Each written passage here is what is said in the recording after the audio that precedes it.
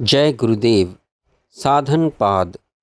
साधन पाद का शीर्षक ही स्वयं में एक विचारणीय विषय है। सूत्रकार ने यह शीर्षक किस प्रयोजन से दिया? साधना के 3 स्तर माने जाते हैं: उपासना, साधना तथा साधन। उपासना में अपने उपास्य देव के समीप प्रयत्न पूर्वक आसन लगाकर बैठने का यत्न किया जाता है। इसमें उपास्य देव प्राय बहिर्मुखी प्रत्यक्ष होने की कल्पना होती है। पूजा पाठ आदि इसमें मुख्य माध्यम होते हैं।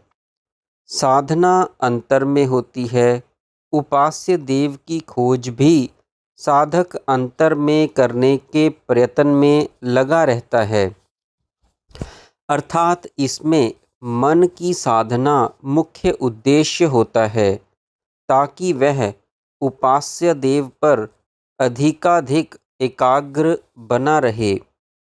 ध्यान, अंतर्जप तथा मन की चंचलता को रोकने का प्रयत्न इसके मुख्य आधार हैं। तीसरा है साधन, जो इस पाद का शीर्षक है। इसमें अपना उपास्य देव कल्पना अथवा खोज का विषय नहीं रहता, अपितु उसकी एक झलक अंतर में स्पष्ट दिखाई देने लगती है। साधक की साधना समाप्त होकर साधक के लिए उसके उपास्य देव की साधना आरंभ हो जाती है। व्यवहार में चाहे साधक अपनी भावना को विशेष दिशा प्रदान करने का यत्न करता रहे, किंतु स्वतः सिद्ध साधना में दृष्टा भाव में स्थित रहने तथा समर्पण भाव से युक्त होने के अतिरिक्त उसका कुछ भी कर्तव्य शेष नहीं रहता। साधक को केवल साधन रूपी गाड़ी में बैठ जाना होता है। गाड़ी उसे लेकर गंतव्य स्थान की ओर चल देती है। इसी साधन को योग दर्शन में ईश्वर प्रणिधान नाम दिया गया है। यही इस शास्त्र का मुख्य प्रयोजनीय विषय है तथा इसी विषय को लेकर साधन पाद का आरंभ किया गया है। साधन के पूर्व एवं उत्तर 2 स्तर हैं। पूर्व स्तर में साधन प्रयत्न पूर्वक किंतु समर्पण भाव से युक्त होता है।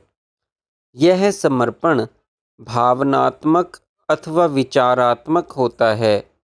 चूँकि अभ्यास या प्रयत्न का फल साधना के ही अधीन नहीं होता, इसलिए धैर्य बनाकर रखना आवश्यक है।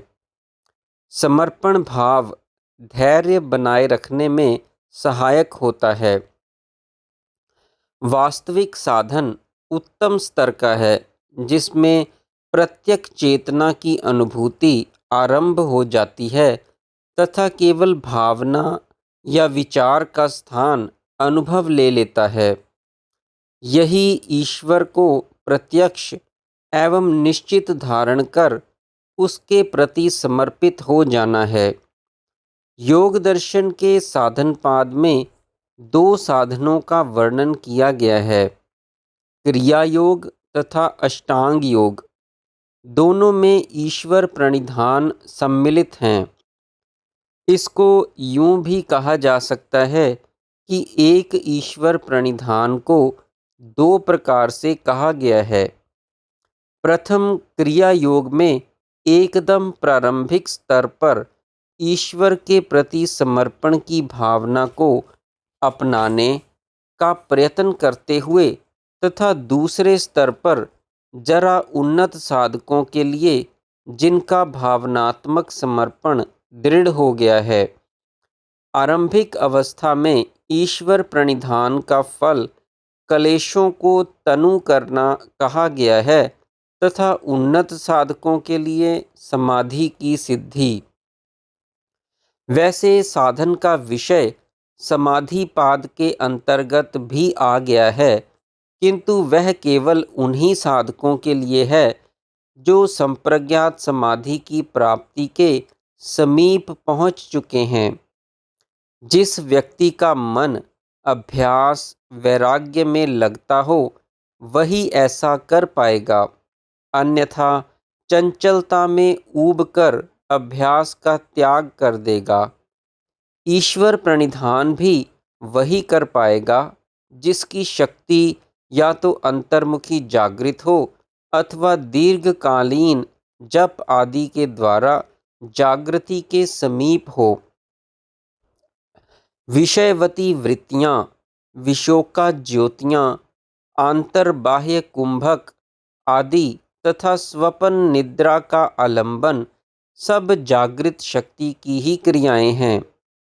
किंतु योग दर्शन का उद्देश्य सभी स्तर के साधकों के लिए साधन क्रम उपलब्ध कराना है, जिसे साधक अपने अधिकार अनुसार चुन सकता है। हाँ, तो समाधिपाद में वर्णित साधनाएं समाहित चित्त तथा प्रत्यक चेतना संपन्न उच्च साधकों के लिए ही हैं, सामान्य जनों को सुलभ नहीं। वह तो ऐसी साधना चाहते हैं जो उनके मनोनुकूल हो, जहाँ से वे आरंभ कर सकें तथा भार रूप ज्ञात ना हो। विक्षिप्त चित्त वालों को ना तो अभ्यास वैराग्य ही सरल है तथा ना ही उन्हें ईश्वर प्रणिधान की अवस्था प्राप्त है। इसलिए सर्वप्रथम सर्वसाधारण के लिए क्रिया योग का वर्णन करके फिर उन्हें नियम आदि में प्रवृत्त करते हैं। इसका अर्थ यह है कि क्रिया योग का अधिकारी जगत का प्रत्येक सामान्य व्यक्ति है, जिसका चित्त चाहे कितना भी विक्षिप्त एवं पापाचार में लिप्त हो। केवल एक ही बात है कि शांति प्राप्ति के लिए योग मार्ग पर चलने का जिज्ञासु हो। जय गुरुदेव।